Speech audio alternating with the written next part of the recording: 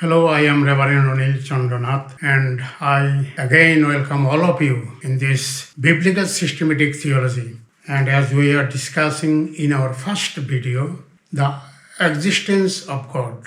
Is there a God, or does God exist? If at all God exists, what are the proofs and how to prove it? And in our first video, we have discussed so far the definition of theology. And secondly, we discussed about the description of theology. And thirdly, demand for theology. And fourthly, necessity for theology. And fifthly, derivation of theology. And sixth one, the last one, essential requirements of theology. And today we will start our second video and section 2. And we will start with the same thing, the existence of God. And now we'll be a little bit serious, and I believe you will be enjoying this second video. Existence of God. Bible does contain so much proofs for the existence of God, but also in every human being there is a knowledge or idea about God. Man is a religious being. And under this, the existence of God, let's see our first point, the intuitive evidence for the existence of God. And let's see what is this intuitive evidence. The knowledge of God is found within man. It is innate, inborn, not by study, but built in within our system. By innate, we mean it is that potentiality and inclination in man which is naturally and a necessary issue of some definite knowledge of God. It is acquired spontaneously, not by process of reasoning. After intuitive evidence, let's see the scriptural evidence for the existence of God. Christians accept the truth of the existence of God by faith. Of course, it's not a blind faith, but built on evidences in Scripture. Let me read Hebrews chapter 11 verse 6 for you. Hebrew 11:6, it goes like this. But without faith it is impossible to please God. For he that cometh to God must believe that there is God.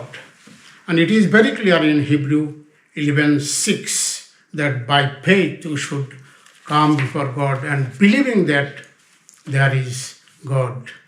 Now, another point, that is the denial of the existence of God. There are many groups, we'll discuss one by one.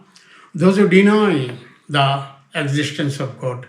The idea of God is practically universal in human race and is found even in the most uncivilized nations and tribes in all over the world.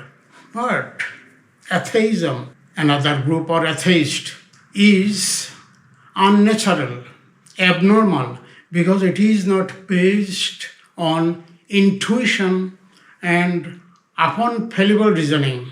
Atheist or atheism who denies his own intuition, conscious reasoning power and knowledge. So when an atheist denies the existence of God, he denies his own intuition, his own conscious and his own reasoning power and his knowledge. And under this we'll see what are the different atheist groups or atheism. Number one, practical atheist. Practical atheist is a godless person who does not reckon God in practical life, but lives as if there is no God. If you read Psalm 10 verse 4, there we will find. Number two, theoretical atheist, more of an intellectual kind and on their denial of God in process of reasoning or by rational arguments. And another group is there, dogmatic atheist. They flatly deny the existence of God. Another group, skeptic. They doubt the ability of human mind to determine whether or not there is a God. Another group is there, critical atheism. They maintain that there is no valid proofs for the existence of God. And thirdly, the first one, denial, second one, practical atheist, and then comes the false conception of God involving a denial of the true God. There are a lot of conceptions and ideas that involves and that they say they does not believe God and they deny the true God. And under that, an immanent and impersonal God, they are de-emphasizing the transcendent of God. They don't recognize God as distinct from the creation, made God as part and parcel of what they see. This theory is based on pantheism. Then comes the next point, a finite and personal God.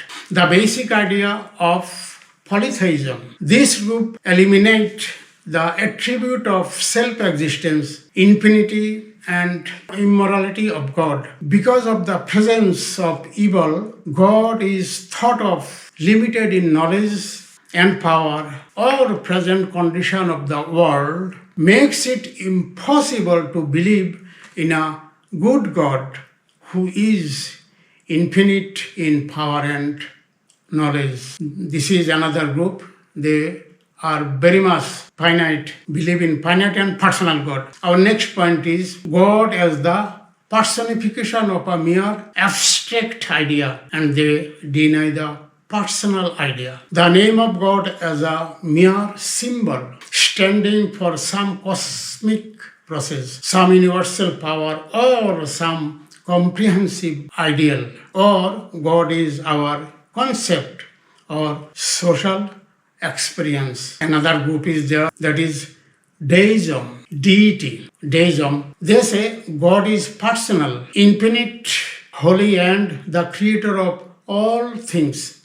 But God purposely abandoned his creation with the intent that it should be self-existence by the natural laws. Man cannot reach God through prayer and fellowship. That means no communication. Is emphasizing the transcending of God. The next one, another point of this denial of God, that is monism. There is only one ultimate substance or principle. Let me explain it a little more. Monism.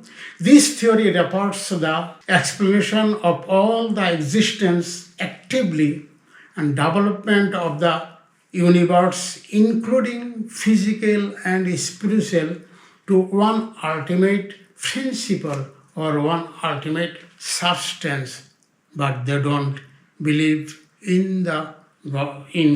The next one is agnosticism. The dictionary meaning of this word agnosticism, one holding that it is impossible to know whether God or anything else beyond material phenomena exist. Now we'll see another one and we'll enter in our another point. We are talking about the false conception of God.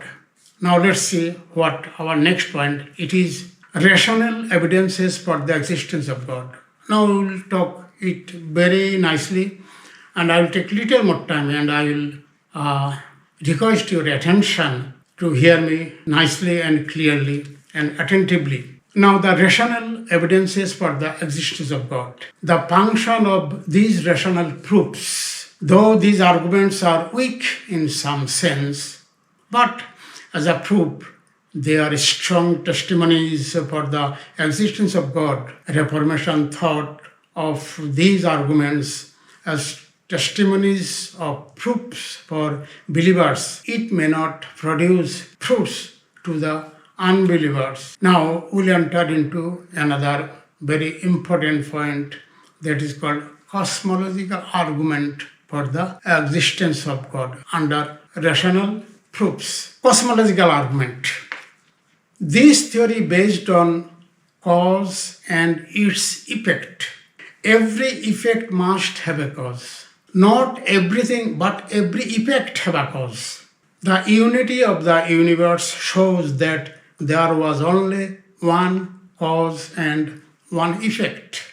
And under that, maybe we'll just explain it a little bit. Something undeniably exists. And number two, my own existence is possible. And number three, whatever has the possibility not to exist is currently caused to exist by another.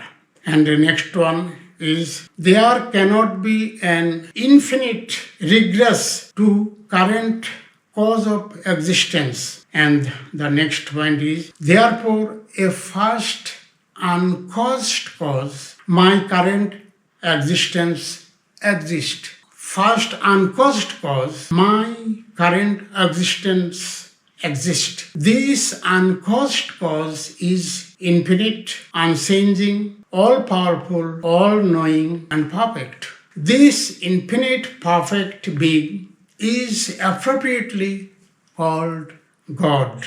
Therefore, God exists. Our first video, we had the question, does God exist? Here we can say, yes, God does exist. Now, this cause and effect theory, let me explain it little more. My existence is the effect of some cause. Someone caused, so my existence is possible. God is uncaused. Remember, no one caused God to be existed. God is uncaused, so he can be a cause for someone's existence. God is not the result of any cause. He is uncaused. And under that again, I want to say something more. God is self-existed one. He is existed by himself. No one caused him to be existed. He is self-existed one. He is beginning of everything that existed. He is the Alpha and Omega. He is from everlasting to everlasting. And he is the uncreated creator. No one created him, but he created anything, everything what we can see all over the world. If you look above the sky, you can see sun, moon, stars. And when we see the trees, jungles, and all other creatures, he created them. If he would have been created by somebody else, he could not be a creator. So he is uncreated creator. He is uncaused cause. And he is the beginning of everything that is existed. And this, what I explained and talked, that is the cosmological arguments. And it is very much interesting. And I believe some of the things are cleared through this cosmological argument. Now, this cosmological argument, the word cosmological, maybe I can say, the study of the physical nature, form, etc. of the universe as a whole. Our next main point is teleological argument. The word teleological argument or the word teleology means or teleological believe that there is purpose in nature. There is purpose in nature. Let me see how this teleological argument goes. The word in Greek, teleological argument, the word in Greek, teleos, means end or purpose. Teleos means end or purpose. This universe not only demands the proof of a maker, but also a designer because of its order, harmony, and purpose. Now, this cause must be an intelligent person. Pen you can see in my hand, even a wristwatch, even you can see the Bible. Even if you see this pen or a wristwatch shows that it is put together for a purpose. It was designed or made by an intelligent person. So when we see this pen, easily we can understand that this pen demands its maker. It demands its maker. So it was, as I said, designed or made by an intelligent person. So the greater evidence behind the universe is of an intelligent maker or designer. Obviously, the world demands a powerful designer or creator. So we can say God has created this world, and so God exists. Let us continue to our all these different types of arguments. Now, fourth one, it is ontological argument. Ontology means the metaphysical study of the nature of being and existence. So let's see what ontological argument wants to say. On means being. This has been stated by Anselm, and he says man has the idea of an absolute, pure, perfect being. This idea includes the idea of existence also. Since a being otherwise perfect who did not exist would not be as perfect as a perfect being who did exist. Let me read the sentence again. Since a being otherwise perfect who did not exist would not be as perfect as a perfect being who did exist. Therefore, since the idea of existence is contained in the idea of most perfect being must exist. The most perfect being is God. So God exists.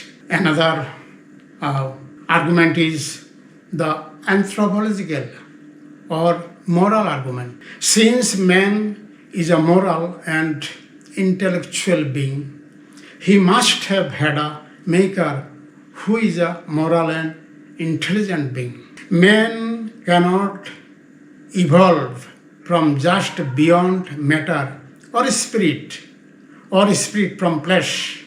Therefore, man's moral nature argues for the existence of a lawgiver, and so God exists. And the next one is historical and anthological arguments for the existence of God. This argument mentioned that among all the people of the world, there is a sense of divinity or a divine which reveals itself and external. Since this is true universally, must be part of nature of men. If the nature of man naturally believes to religious worship, this can find explanation of a higher or supernatural who constituted man as a religious being. And the last one is human reason and the existence of God. If rational thinking is valid, a rational must exist to account for it. If rational thought can't come from irrational world, yet natural thought exists, so it must proceed from a rational mind. Therefore, human mind must have a rational beginning through God, the Creator, and God exists. Thank you very much. This is our second video, and we believe God has blessed you very much. And I request you to subscribe, share with your friends and relatives. They might hear this video and will be blessed and edified in their faith. Thank you very much. God bless you. And very soon we'll be coming with our third video. And till then, see you.